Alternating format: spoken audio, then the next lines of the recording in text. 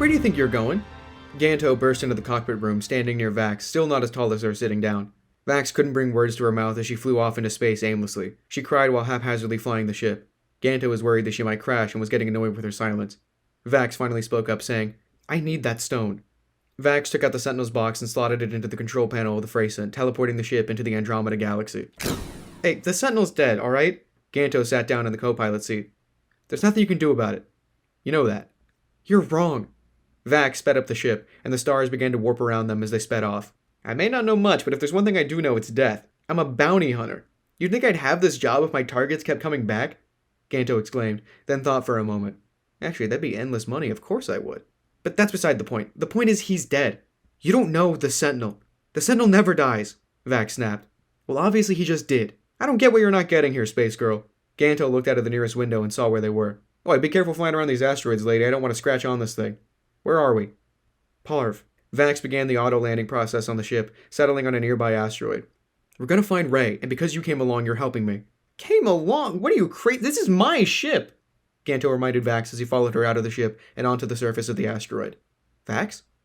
A voice called out to her, recognizing her almost immediately. What are you doing here? The female clone, Allie, greeted Vaxx on the asteroid. The Sentinel. Vaxx hesitated and choked on her words. He's dead. Ganto spoke up. What are you doing here? We're not going to accomplish anything. I need to find Ray, Vaxx said, emotion choking her words. He's the one who stole all the Calcris we were looking for the other day, but we don't know what else he's using it for. He couldn't have used it all on just shielding, and he has something I might be able to use to bring the Sentinel back. I know it. I can just feel it, and I need you to help me. Give me any information you have. Allie hesitated. That's a lot to drop on someone all at once. I barely know you. But you know of me, of the Sentinel. Vaxx stared into Allie's eyes helplessly. Help me. Sure. Allie nodded. She saw the pain in Vaxx's eyes. You really care about that Sentinel, huh? She asked. I don't have time for this. Help me. Vaxx was growing impatient. Alright, well, we've been doing some research on Project Ray on our own, and we've figured out that he's not working alone. He's not working for himself, and most importantly, he's not working in just this time frame. Wait, what? Ganto stepped forward. He's time traveling too? He tapped his foot. That's going to make collecting a bounty a bit more complicated. He's using garish technology to time travel and transport and mine Calcris for himself, his colleagues, and his boss. So he isn't working for the Andromedans anymore, but he's still working for someone? Vaxx asked. Do you know who? We don't have a time machine. Trying to find out would be a nightmare, but we think we know what he did with all the Calcris. You see, a few years back, the galactic jail planet was decommissioned due to some incident with wormholes in the Sentinel. A ton of inmates escaped and the whole planet's operation was shut down. Ganto laughed. Yeah, I remember that. The thrill of the escape was wild. But the planet kept orbiting Ilsos as a decaying planet. Allie continued. It was the sister moon of Parv at one point, back when Parv was still whole. Their orbits were really close. You could see Parv from the jail and the jail from Parv. But have you noticed something? Allie gestured around the space surrounding them. No galactic jail in sight. What are you saying? Ganto stepped forward, intrigued. Not long before Parv was destroyed, galactic jail went missing. The day Parv was destroyed, word got around that people saw a massive orange space laser. I think Ray is helping turn galactic jail into a planetary weapon with all that Calcris. Just a hunch. Do you have any idea where he might be now? Vaxx asked. Anywhere. Allie shrugged. Any when? It's impossible to tell. Vaxx thought for a moment. Her mind was swirling with thoughts, and her mind couldn't drift off the Sentinel. It was clouding her thinking. Ganto, go home. She paced around, holding the Sentinel's time machine against her chin and twirling it in her fingers, her lips pursed and her jaw clenched, holding back tears. I'll take it from here. I can help you if you'd like, Allie suggested. I mean, without the Sentinel, you can't just go out on your own. I need to go. Vaxx flashed away without any hesitation. Ganto shrugged at Allie and turned back for his ship. How dangerous do you think Ray could get? Allie shouted to Ganto as he walked away. Ganto stopped in his tracks and turned around. I don't know. I don't care. Are we safe? Allie stepped back. Ganto didn't say anything, staring ahead with his beady black eyes. He clicked his mandibles and shifted his posture nervously. Sure. Zot! Vaxx grumbled as she banged her fist against a wall, leaning her head on it. She didn't know where she teleported or why, at least not at first. She looked around and immediately regretted showing up where she did. It was her old apartment back on Canada Prime during the First War. She knew she couldn't be there. The possibility of her running into her past self or even the Sentinel could be a problem, but something kept her from leaving. She looked around, walking slowly through the dark hallway leading to the living room by the glass wall and the balcony, with a view of the stars near the kitchen and the dining table. A half-finished project sat on the table, covered in a towel. The project let her know of the vague time frame she had shown up in, and she made it a point to stay quiet. Her heart skipped a beat as she stood still in shock at the tired voice calling from the couch. Vaxx, what are you doing up? I thought.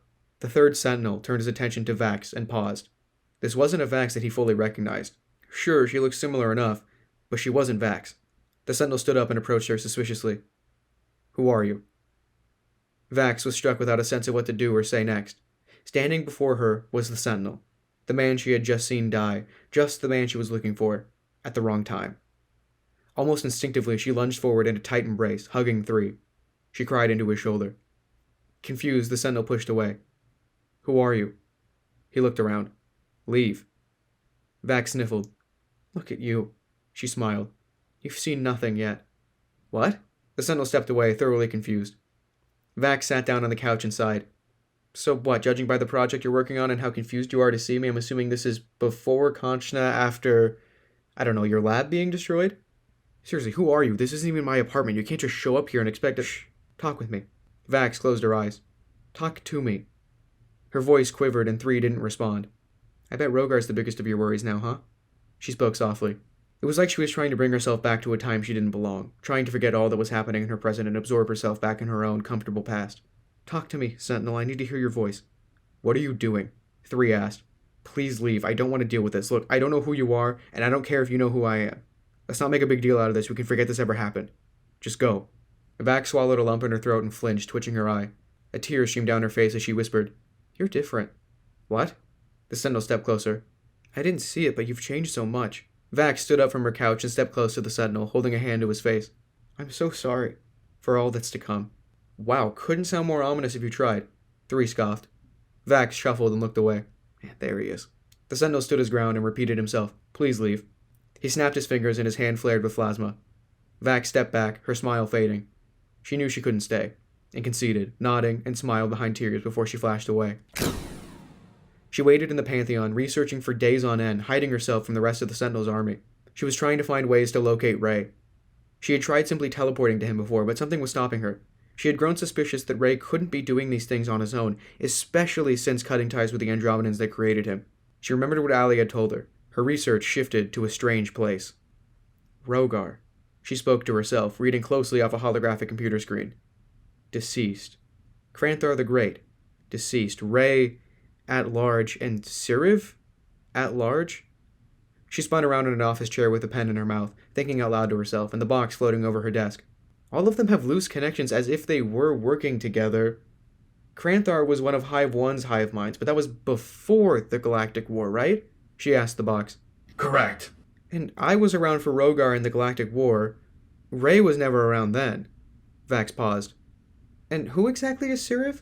According to Galactic Jail records, Siriv was a genius manipulator Ilsean from Ilsos, before the reign of Vistor and the long-reigning king before him, Velant, to whom Siriv was related. He was presumed dead in the event of the mass inmate escape of the jail back when the Sentinel littered it with wormholes, but he somehow survived and has been living in the shadows ever since. What did we find that connected him with Rogar, Ray, and Kranthar? Vaxx spun around. None of this makes any sense. They're all from different times. They all had different agendas from what I can tell. There's no way they'd be working together. Vaxx slouched over with her elbows on the desk, thinking. Unless they were all working for someone separately? Which is what Ali was saying, but who? You could try finding Siriv, the box suggested. He doesn't seem extremely hostile, and he's alive now in this time. He may know something. Yeah, good call. Vaxx reached for the box and flashed away.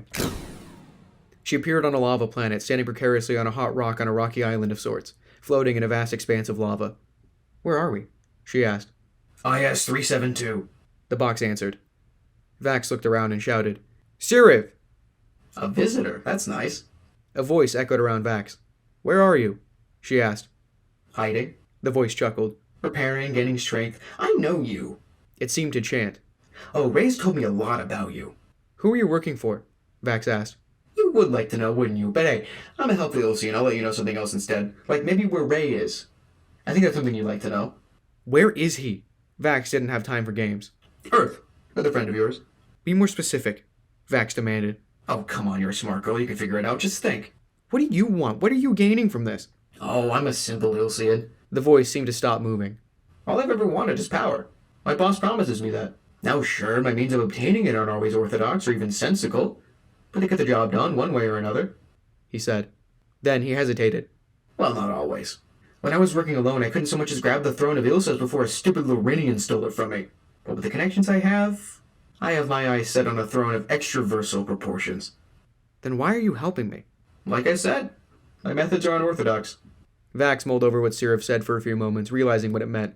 As I said, smart girl. Now you know that because I helped you, that means to achieve my goal, I want the Sentinel back. And I know you do too. But that could have consequences, couldn't it? But I know how humans work. Those pesky emotions, you'll bring them back, and with all that pride you have, you'll assume that you can stop me. And I'll give you one more big hint if you promise me something. Vaxx thought about it some more, but the overwhelming need to have the Sentinel back overcame her, and she broke. Tell me. Tell no one of our encounter. Tell no one of who I am or where I am. This never happened. Do you understand? Yes. Vaxx looked down at her feet. If you do, I'll kill you. Right. Vaxx nodded. Give me the hint. Quinn Carter, the voice rumbled. Vax's eyes lit up as she suddenly understood, and without a second thought, she flashed away.